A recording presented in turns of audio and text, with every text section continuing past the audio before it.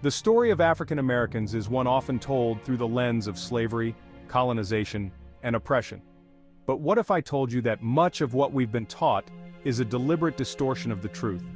What if I told you that African Americans, the people we think of as descendants of enslaved Africans, are actually the original inhabitants of the Americas, mislabeled, misclassified, and systematically erased from their own history?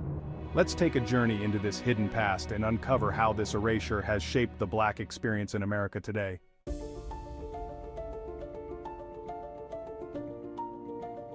The term Indian has long been associated with Native Americans, but here's something the history books don't tell you.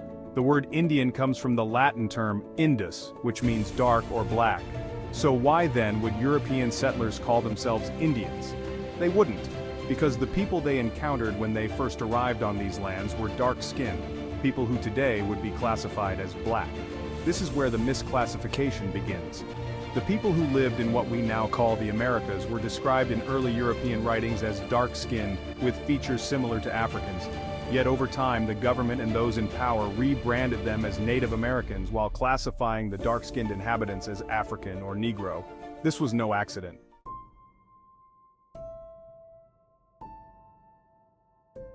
Why would the government do this? The answer is simple: land and resources.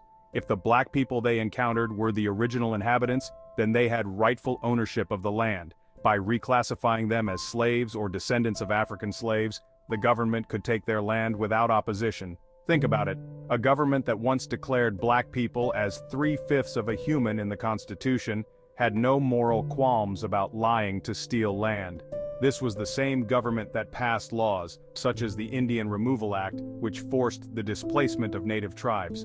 But what if some of these tribes were actually black people, falsely labeled to erase their claims? The systematic erasure of Black American Indians allowed the government to rewrite history, casting black people as foreigners in their own homeland.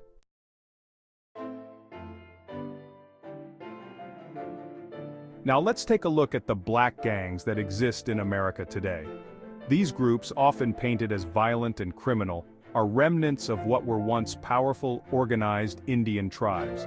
The government's goal was to break these tribes down, strip them of their identity, and force them into a life of poverty, which ultimately led to the rise of street gangs.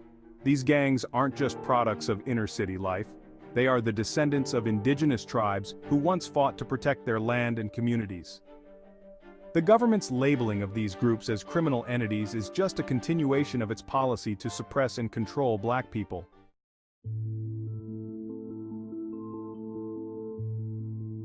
Why this truth has been hidden. But why would the government go to such lengths to hide this history? Because land is power, and the resources on that land are worth billions.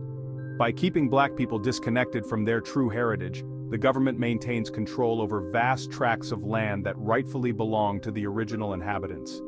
If black people in America knew they were the true American Indians, the entire narrative would shift.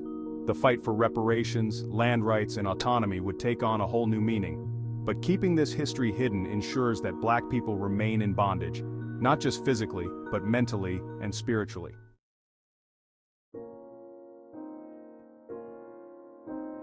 The oldest people on the planet. It's not just about America though. Across the world, black people are known as the oldest people on the planet. Their history predates written records, and their contributions to civilization are immeasurable. Yet, in every corner of the globe, black people have been marginalized, their history rewritten to fit the narrative of white supremacy. The idea that African Americans are the original people of the Americas is not as far-fetched as it seems. When you consider the lengths to which the government has gone to suppress black people, from legalizing their murder to denying their humanity, stealing their land and history becomes just another part of the plan.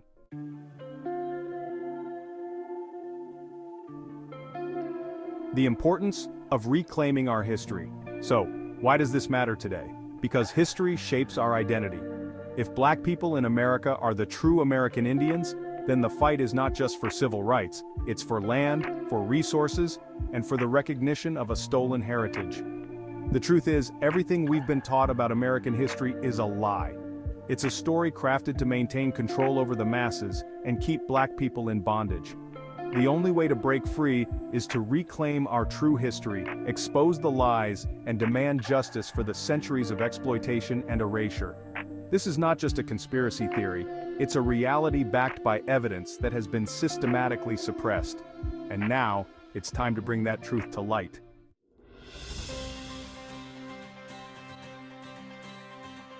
In the end, this is about more than just rewriting history, it's about reclaiming power. Black people in America are not immigrants. They are the original people of this land.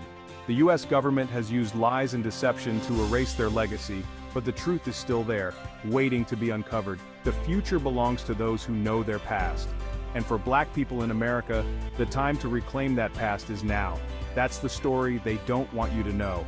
If we can uncover the truth, we can change the world. Stay woke, stay vigilant, and never stop questioning the narratives that have been fed to us. Shout out Rod Hayes, aka Chief Pontiac, and Dane Calloway.